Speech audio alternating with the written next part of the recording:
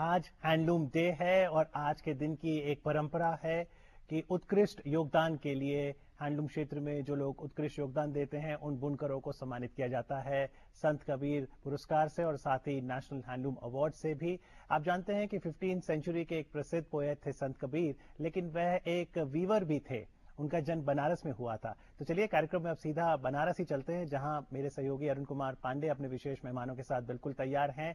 Arun, greetings on handloom day, over to you.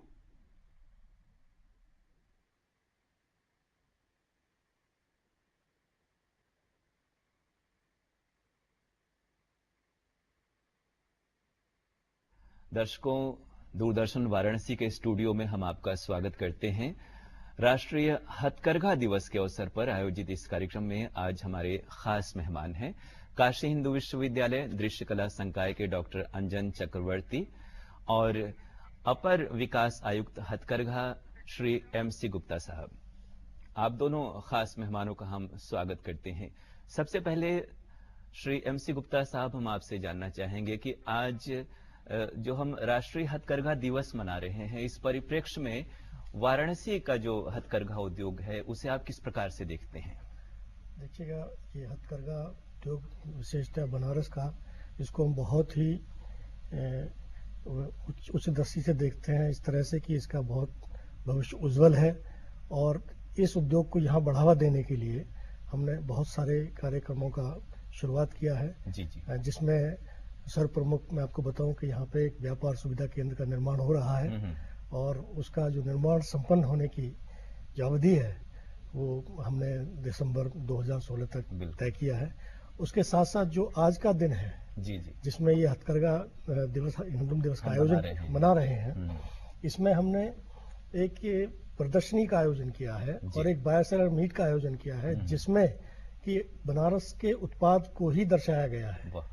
और हमने तमाम हिंदुस्तान से जो हमारे निर्यातक हैं, जो हैंडलूम के निर्यातक हैं विशेषतः, उनको इसमें आमंत्रित किया है कि वो उनसे इंटरेक्ट करें, उनके उत्पादों को देखें और उनके लिए अंतर्राष्ट्रीय बाजार में एक जगह स्थापित करें और उनका व्यापार उस तरह से बढ़ाएं। उसके साथ साथ ही हमने देखिए कि यहाँ के इसकी हथकरघा की कला को बढ़ावा देने के लिए और जो हमारे आम बिखरे हुए क्षेत्र में बनारस के इर्द गिर्द जो बुनकर हैं उनको प्रशिक्षण देने के लिए और सुविधाएं देने के लिए 7 कॉमन फैसिलिटी सेंटर, जिनको साझा हथकरघा सुविधा केंद्र उनका निर्माण किया है। और उनका मैं आपको बताते हुए खुशी हो रही है कि आज जो उनका शुभारंभ आज हमारी माननीय हमारे जो वस्त्र मंत्री महोदय उन्होंने उसका आज हथकरघा दिवस में किया है। जी। यानी सरकार की ओर से काफी प्रयास किए जा रहे हैं इस उद्योग को प्रोत्साहित करने के लिए। हमारे बीच डॉक्टर अंजन चक्रवर्ती जी हैं और खास तौर से आपको दर्शकों बताते हुए बहुत खुशी होती है कि आपने बनारस के जो बुनकर हैं उनके बीच में वर्षों तक शोध का, उनको जानने, उनकी कला, उनके शिल्प को पहचानने का काम किया है। तो आज इस कला की खासियत को हम आपसे जाने, ऐसी कौन सी विशेषताएं हैं कि प्राचीन काल से बनारस का जो वस्त्र उद्योग है, जो यहाँ का शिल्प है, वो अब तक उसी प्रकार से वो है और उसकी मांग बनी हुई है?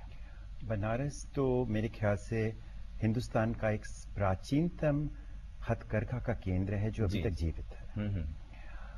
और इसके शहर में वर्तमान में 2 मुख्य शाखाएं हैं, 2 मुख्य जिसको हम घराने कहते हैं। एक बनारस वाल घराना जो कि मदनपुरा रेवड़ी तालाब क्षेत्र में, और दूसरा घराना है जिसको हम महुवाल घराना कहते हैं, पीली कोठिया आजमगढ़ क्षेत्र में। जी, इतिहास ये कहता है कि जो महुवाल घराना है वो गुजरात के वो बुनकर थे जो गुजरात से विस्थापित हुए, मऊ गए और मऊ से फिर वो बनारस आए। जी।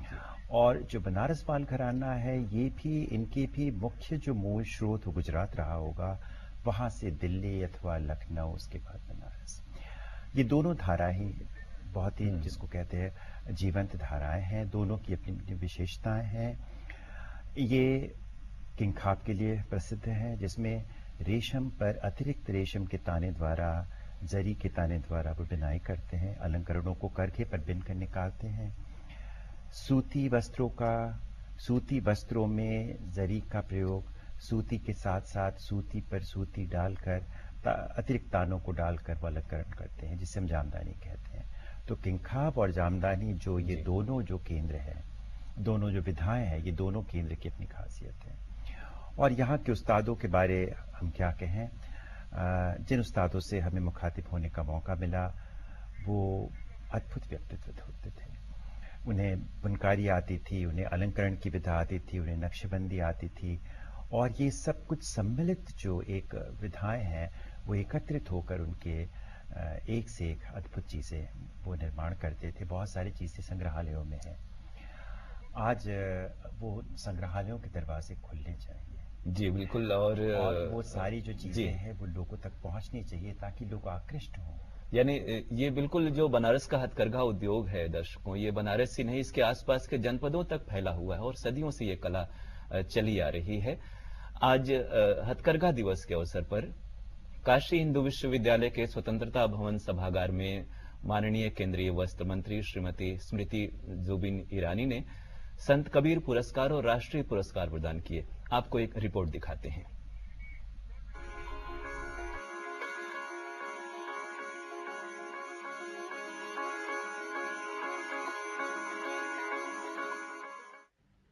आज द्वितीय राष्ट्रीय हैंडलूम दिवस के अवसर पर काशी हिंदू विश्वविद्यालय के स्वतंत्रता भवन में आयोजित एक भव्य समारोह में केंद्रीय वस्त्र मंत्री श्रीमती स्मृति जुबिन ईरानी द्वारा संत कबीर पुरस्कार और राष्ट्रीय पुरस्कार प्रदान किया गया।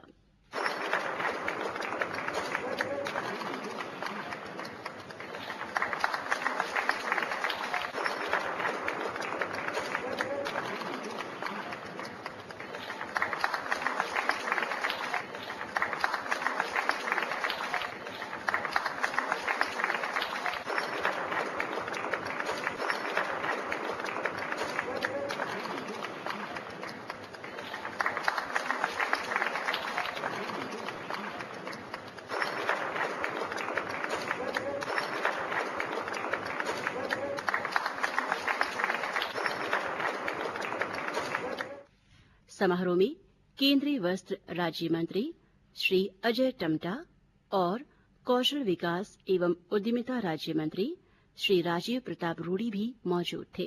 इस अवसर पर हथकरघा बुनकरों के बच्चों को शैक्षिक अवसर प्रदान करने, बुनकरों के कौशल उन्नयन के लिए समझौता ज्ञापन एक ओयू पर हस्ताक्षर भी किए गए।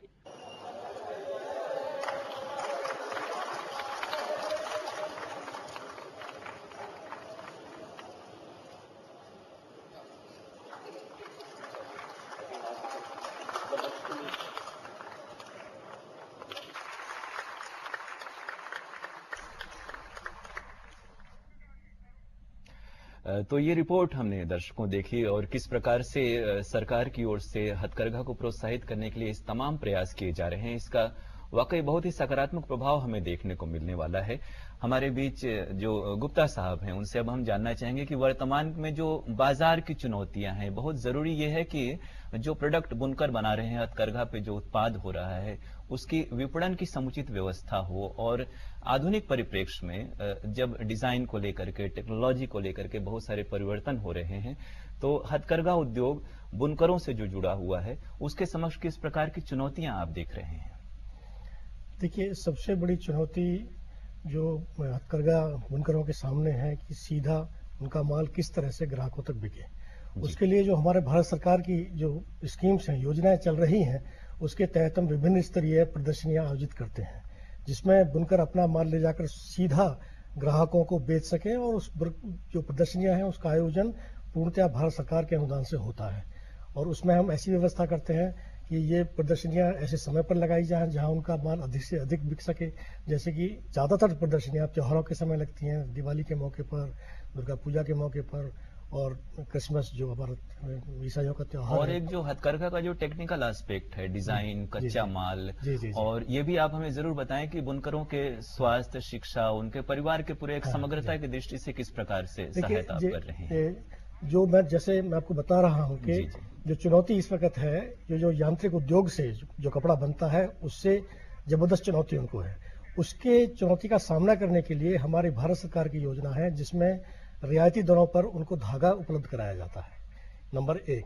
दूसरा, फिर जैसे हमारी मिल ज़्यादातर जो दक्षिण भारत में केंद्रित है, तो हमारी प्रयास ये है कि पूरे हिंदुस्तान में, पूरे भारतवर्ष में हमारे बुनकरों को धागा उसी दर पर मिले जिस दर पर वो अपने मिल से निकलता है, और उसका जो भाड़ा है और दूसरी जो उसका खर्चा है उसका जो भारत सरकार वहन करती है। इस प्रकार दर्शकों हमको जैसा गुप्ता साहब ने बताया, ये जरूर है कि भारत सरकार की ओर से तमाम प्रयास किए जा रहे हैं हथकरघा को प्रोत्साहित करने के लिए, बुनकरों को प्रोत्साहित करने के लिए, उनके उत्पादों को बाजार प्रदान करने के लिए। तो स्टूडियो दूरदर्शन के वाराणसी में आए हुए खास मेहमानों का हम धन्यवाद करते हुए आपको दिल्ली स्टूडियो में अमित के पास वापस लिए चलते हैं।